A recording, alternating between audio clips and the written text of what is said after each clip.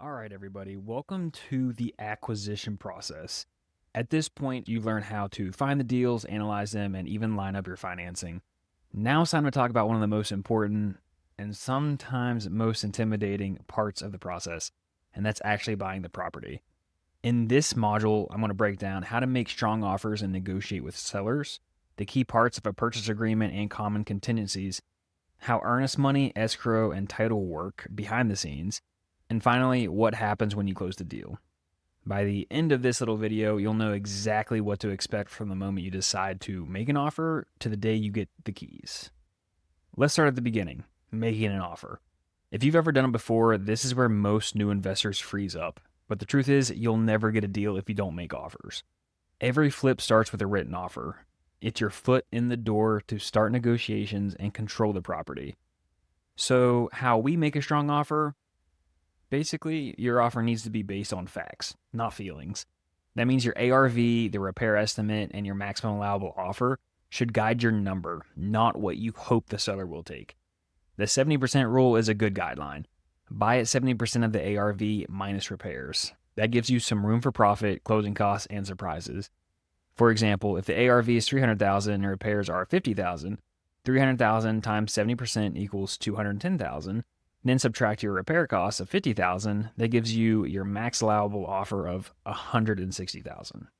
That means you should offer no more than $160K, and ideally you start a bit lower so you have room to negotiate. So next, how to structure offers that actually get accepted. If you're buying off market, build rapport first. Sellers want to know you're serious and can close fast, if that's what's important to them.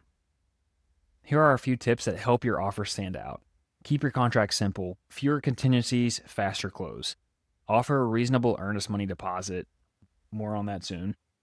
Include proof of funds or a lender pre-approval letter. And lastly, be confident but respectful. People sell to people they trust.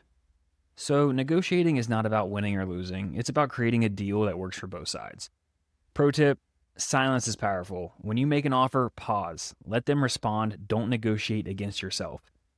Quick funny story, me and Andy went on a seller's appointment together, and one time we sat in silence for over 2 minutes just waiting for the seller to respond. It was really funny, and afterwards we were like, I cannot believe we went that long without saying anything. So silence is very powerful. But you want to ask questions like, if I could close quickly and pay cash, what's the best you could do? What's most important to you, price or speed? If we can take this off your plate in the next 2 weeks, would that work for you? You'd be surprised how much you can learn and how much better your deals get just by listening. Once your offer is accepted, everything gets put in writing with a purchase and sale agreement, or a PSA for short. This document outlines the exact terms of your deal, the who, the what, the when, and how of the transaction. So key parts of the purchase agreement, let's break down the main sections you need to understand. Purchase price, the amount you're offering.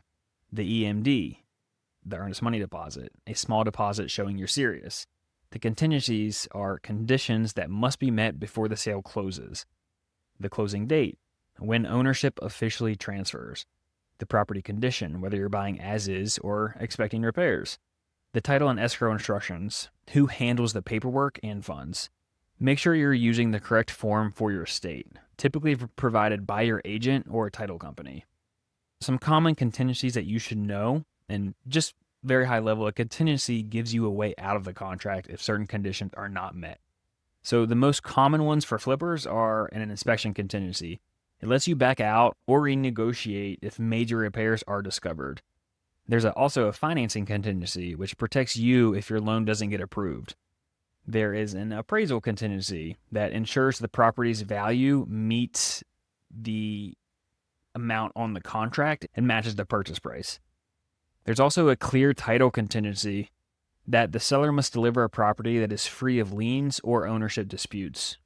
So if you're making a cash offer or buying off market, you can choose to shorten or remove contingencies to make your offer more attractive.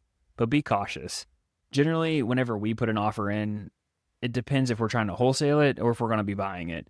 We tend to have a 14 to 21 day inspection period, so we have enough time to either assign that contract if we don't buy it, but additionally have the necessary inspectors go in and look at the property for anything that we need to be aware of.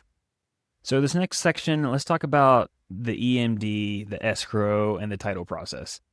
Once both parties sign the purchase agreement, you'll move into what's called escrow.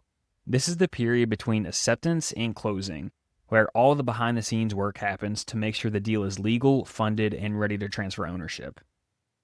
First up, the earnest money deposit, or EMD. Earnest money is your way of showing good faith and that you're serious. It's usually 1 to 3% of the purchase price, and it's applied toward your closing costs or down payment. If you back out without a valid contingency, you could lose it. So make sure your due diligence is done. You'll typically wire the EMD to the title or escrow company within a few days of signing the contract. Do not send EMD directly to the seller or to a wholesaler or someone else. Make sure it goes straight to the title company or the attorney. So next up, the escrow process. The escrow officer or closing attorney acts as a neutral third party. They collect all the documents, handle funds, and make sure everyone follows the contract. During escrow, the buyer completes inspections and secures financing. The seller provides disclosures and title documents. The lender orders an appraisal, if applicable, and the title company researches ownership and any liens. Once all these conditions are met, escrow prepares for closing. So, the title process. The title company ensures that the property is free of legal issues before you buy. They'll provide a title report, which lists the current owners, any liens, judgments, unpaid taxes, easements, or restrictions. You'll purchase title insurance at closing. This protects you and your lender if any ownership disputes arise later. Think of it as your safety net for one of the biggest purchases you'll ever make. And what's crazy to me is that this is actually optional. You don't have to buy title insurance, but it is always very highly recommended. So finally, let's talk about what happens at the finish line when you close the deal. Closing is where the property officially transfers from seller to buyer. Once the title is cleared, your financing is in place, and all contingencies are satisfied, the title or escrow company will schedule your closing. So what can you expect at closing? You'll review and sign all loan and transfer documents. You'll wire your down payment and closing funds. The seller signs the deed transferring ownership to you. The title company records the deed with the county, and once that's recorded, congratulations, you officially own the property.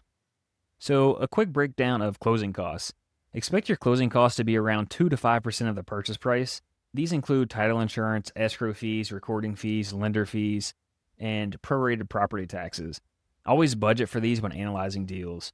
And if you have a real estate agent involved, there could be commissions that you would have to pay as well. And let's just say that after all of this is completed, after closing, once you've closed, you can immediately begin your rehab. Have your contractor lined up ahead of time so you don't waste a single day. Time is money. Every week you hold the property adds to your carrying costs. The best flippers have a plan ready before they close. They have materials ordered, crews scheduled, and permits ready to go.